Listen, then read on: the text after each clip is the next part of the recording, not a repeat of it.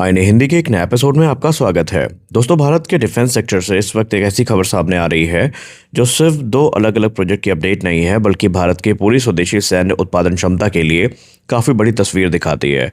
एक तरफ भारत का एस प्रचंड अब बड़े पैमाने पर प्रोडक्शन की दिशा में तेजी से आगे बढ़ रहा है।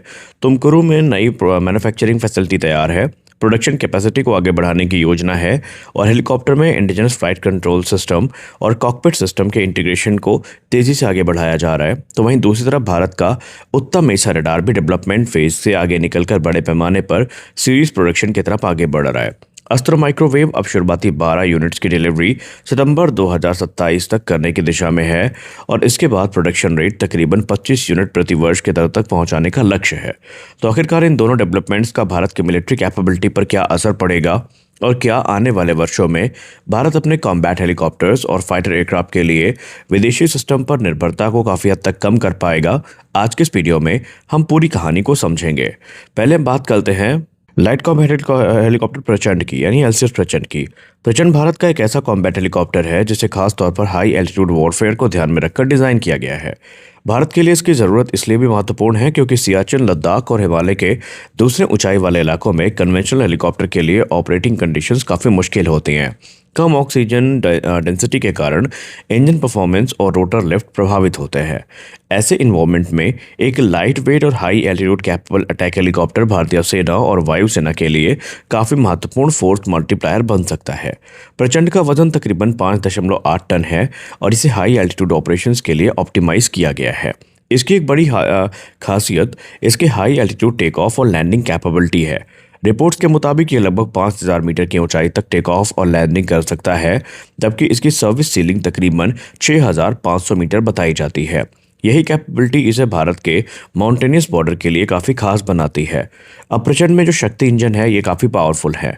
ऐसे प्रचंड में 2 शक्ति टर्बो शाफ्ट इंजन का इस्तेमाल किया जाता है। इनमें से प्रत्येक engine 900 shaft horse power class का पावर देता है। इन इंजन्स को हॉट एंड हाई कंडीशन के लिए तैयार किया गया है।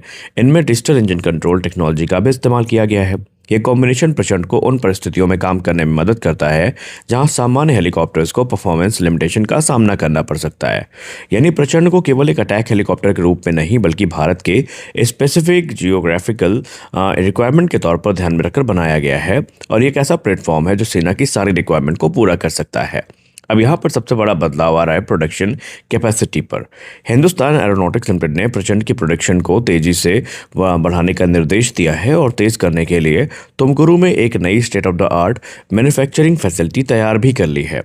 ये फैसिलिटी तकरीबन 615 एकर्स में फैली हुई है और इसे इंडस्ट्री 4.0 स्टैंडर्ड को ध्यान में रखकर विकसित किया गया है। शुरुआत में इस फैसिलिटी की प्रोडक्शन कैपेसिटी तकरीबन 30 हेलीकॉप्टर प्रति वर्ष रखी गई है, लेकिन कहानी यही नहीं खत्म होती है। भविष्य में इस कैपेसिटी को दुगना करने यानी 60 हेलीकॉप्टर प्रति वर्ष की दर और फिर तिगुना करने यानी 90 हेलीकॉप्टर प्रति वर्ष की दर तक बढ़ाने की योजना है। और ये काफ़ी बड़ा बदलाव है क्योंकि अगर प्रोडक्शन कैपेसिटी वास्तव में इस स्तर तक पहुँचती है तो हिंदुस्तान एरोनॉटिक्स लिमिटेड तेजी से आर्म फोर्सेस को हेलीकॉप्टर रिक्वायरमेंट न सिर्फ उनकी पूरी कर पाएगा बल्कि जल्दी से डिलीवर भी कर पाएगा। तो अब यहाँ पर भारत ने एसएस प्रचंड के लिए फिलहाल तो 156 हेलीकॉप्टर का जो कुल ऑर्डर है वो दे दिया है। इसमें भारतीय थल सेना और भारतीय वायुसेना दोनों शामिल हैं। ये ऑर्डर तकरीबन 62,700 करोड़ रुपए के आसपास बताया गया है। यानी ये सिर्फ एक हेलीकॉप्टर प्रोक्योरमेंट प्रोग्राम नहीं है, इसके साथ एक पूरा मैन्युफैक्चरिंग इकोसिस्टम भी तैयार हो रहा है। एचएएल प्रोडक्शन करेगा, प्राइवेट सेक्टर सप्लायर्स कंपोनेंट और मशीनिंग में योगदान देंगे और धीरे धीरे इंडिजिनस सप्लाई चेन मजबूत होगी। एचएएल ने सिलेक्टेड हेलीकॉप्टर कंपोनेंट्स की मशीनिंग को क्वालिफाइड प्राइवेट सेक्टर वेंडर को आउटसोर्स करना भी शुरू कर दिया है। इसका फायदा ये होगा कि एचएएल अपनी कोर असेंबली और इंटीग्रेशन कैपेबिलिटी पर ज़्यादा फोकस कर सकेगा और ओवरऑल प्रोडक्शन रेट बढ़ाया जा सकेगा। अब आते हैं एक महत्वपूर्ण डेवलपमेंट पर। एसएस प्रचंड पर indigenous automatic flight control system यानी एएफसीएस और इंटीग्रेटेड आर्किटेक्चर डिस्प्ले सिस्टम के साथ सक्सेसफुली जो फ्लाइट टेस्ट है ये पूरा किया जा चुका है। सुनने में ये एक टेक्निकल अपडेट लग सकता है, लेकिन इसका स्ट्रेटेजिक इंपॉर्टेंस काफ़ी बड़ा है। किसी मॉडर्न मिलिट्री हेलीकॉप्टर का फ्लाइट कंट्रोल सिस्टम केवल मैकेनिकल कंट्रोल्स का मामला नहीं होता है। एयरक्राफ्ट की स्टेबिलिटी, हैंडलिंग, पायलट इनपुट्स को मैनेज करने में एडवांस कंट्रोल सिस्टम की भूमिका काफ़ी महत्वपूर्ण होती है। अगर ऐसे क्रिटिकल सिस्टम्स में इंडिजिनस टेक्नोलॉजी इस्तेमाल होती है तो भारत की इंपोर्टेड सब सिस्टम्स पर डिपेंडेंसी कम होगी और सबसे महत्वपूर्ण बात यह है कि सॉफ्टवेयर आर्किटेक्चर और सोर्स कोड पर ज़्यादा कंट्रोल भारत के पास रहेगा। इससे फ्यूचर अपग्रेड्स और मॉडिफिकेशंस को ज़्यादा स्वतंत्रता के साथ किया जा सकता है। और अब बात करते हैं उत्तम एसा रडार की। यहाँ पर दूसरी खबर काफ़ी महत्वपूर्ण है क्योंकि ये उत्तम एसा रडार से जुड़ी हुई है। उत्तम भारत का एक indigenous active electronic scan array radar है। ये एक फायर कंट्रोल रडार है जिसे डीआरडीओ के electronics and radar development establishment यानी एलआरडीई ने डेवलप किया है। एसा रडार मॉडर्न फाइटर एयरक्राफ्ट के लिए काफ़ी महत्वपूर्ण टेक्नोलॉजी है। इसका इस्तेमाल target detection, tracking, fire control जैसी महत्वपूर्ण भूमिकाओं में किया जा सकता है। और अब उत्तम रडार का डेवलपमेंट फेज से आगे बढ़कर सीरीज प्रोडक्शन में आना एक बहुत बड़ा कदम माना जा रहा है। उत्तम रडार प्रोग्राम के लिए अस्त्र माइक्रोवेव प्रोडक्ट्स ने महत्वपूर्ण भूमिका निभाई है और वो इस समय इंडस्ट्री पार्टनर के रूप में काम कर रही है। कंपनी को हिंदुस्तान एरोनॉटिक्स लिमिटेड से लगभग 2,205 करोड़ रुपए का बड़ा ऑर्डर मिला है। इस कॉन्ट्रैक्ट में 122 एक्टिव एंटीना एरे यूनिट्स यानी AAAUs और 121 इंटरफेस फ्रेम शामिल हैं। यहाँ एक महत्वपूर्ण बात समझना जरूरी है कि 2,205 करोड़ रुपए का ये कॉन्ट्रैक्ट सीधे तौर पर 122 कंप्लीट उत्तम रडार का ऑर्डर नहीं है। इसमें रडार के क्रिटिकल हार्डवेयर कंपोनेंट शामिल हैं। पूरे रडार सिस्टम में इसके अलावा इंटीग्रेशन और दूसरे सब सिस्टम्स भी होते हैं। इसीलिए इस कॉन्ट्रैक्ट को 122 कंप्लीट रडार सिस्टम के बराबर समझना सही नहीं होगा। तो अस्त्र माइक्रोवेव के मुताबिक पहले फेज में 12 यूनिट सितंबर 2027 तक तैयार करने की योजना है और इसके बाद कंपनी प्रोडक्शन को बढ़ाकर 25 यूनिट प्रति वर्ष की दर तक ले जाने का लक्ष्य रख रही है। और सबसे दिलचस्प बात यह है कि कंपनी अब पूरे प्रोग्राम को ओरिजिनल 5 ईयर एग्जीक्यूशन टाइमलाइन के बजाय फाइनेंशियल ईयर 2031 तक पूरा करने की संभावना पर विचार कर रही है। यानी प्रोडक्शन एक्सेलरेशन की दिशा स्पष्ट संकेत दे रही है। अगर ये टारगेट हासिल होता है तो उत्तम radar program limited rate manufacturing से ज़्यादा मैच्योर सीरीज प्रोडक्शन मॉडल की तरफ जा सकता है। अब इस कहानी में इंपॉर्टेंट ट्विस्ट ये है कि एलसीए तेजस मार्क 1 से इसका जुड़ाव काफ़ी महत्वपूर्ण है।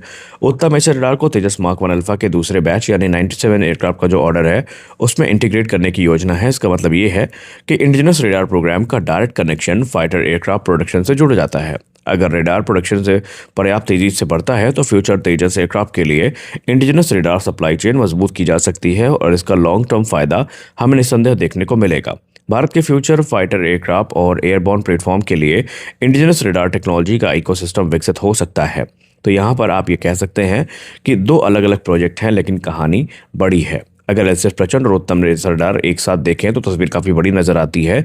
एक तरफ HAL हेलीकॉप्टर मैन्युफैक्चरिंग कैपेसिटी को बढ़ा रहा है, वही दूसरी तरफ जो रडार टेक्नोलॉजी है इस पर भारत तेज़ी से प्रगति कर रहा है और ये धीरे धीरे हमारे लिए काफ़ी महत्वपूर्ण बनता जा रहा है।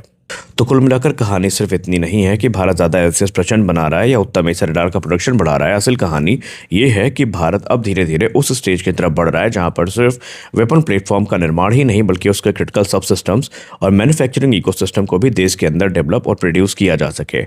एसर प्रचंड भारत की high altitude combat helicopter capability को मजबूत कर रहा है तो वहीं इंडिजिनस AFCS हेलीकॉप्टर के क्रिटिकल फ्लाइट कंट्रोल आर्किटेक्चर में आत्मनिर्भरता को बढ़ा रहा है। Tumakuru facility future helicopter production का एक बड़ा इंडस्ट्रियल हब बन सकती है। और उत्तम एसा रडार की जहां तक बात रही तो ये भारत के तेजस मार्क 1 अल्फा के लिए एक नई जान लेकर आ सकता है। आपको क्या लगता है, भारत के लिए आने वाले वर्षों में एसर प्रचंड ज़्यादा महत्वपूर्ण साबित होगा या उत्तम एसा रडार? आप अपनी राय कमेंट सेक्शन में ज़रूर दें। मिलते हैं अगले वीडियो में, तब तक के लिए जय हिंद।